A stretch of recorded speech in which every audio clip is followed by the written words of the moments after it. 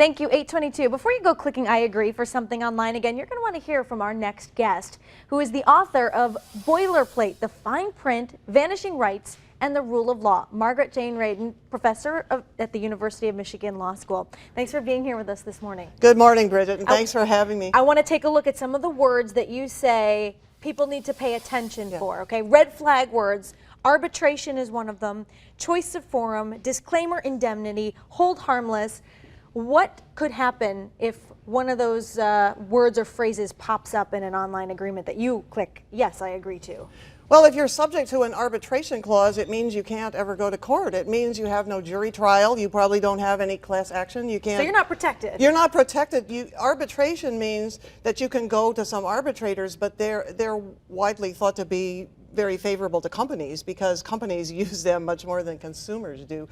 There's legislation pending before Congress that's in committee now, the Arbitration Fairness Act, and people could call their Congress people and ask about that. It's just like so second nature now. It's like you get to the end of a page and the box pops up. Yeah, and that's right. It's like you could read this, but a lot of I want to show people, you know, some of what we're talking about because a lot of it is very lengthy and people just don't have time for that. And so a big thing like this pops up, but what could we be missing in all of that? Well, when you sign that, you agree that whatever this service firm does to you, they won't be liable for anything, no matter how they hurt you or do bad things. And people are getting these, parents are getting these when they try to take their child to a summer camp or when they try to take their child to a school.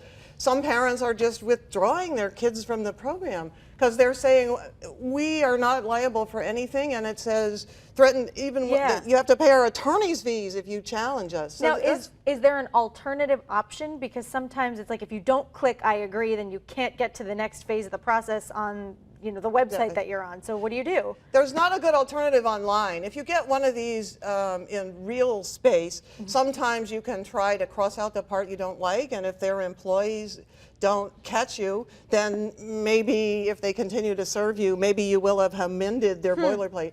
Online, I think the only thing you can do is become aware of this and give them bad publicity. Gotcha. So like do what you said, like call your lawmakers. And bad publicity helps. And consumer websites will help with that. There's a good consumer website called faircontracts.org. It will list all these kinds of clauses and tell you some things that you can do. There's other ones too. See, sometimes ignorance is bliss, but sometimes what you don't know is hurting you. And I understand that apps like Instagram, for example, have these boilerplate agreements. And what could happen there?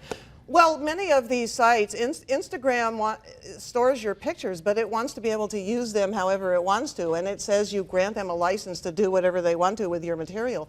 Facebook is another one. It's got millions of people, and nothing you put on Facebook is ever going to be private ever again because they sell all the data to people that advertise.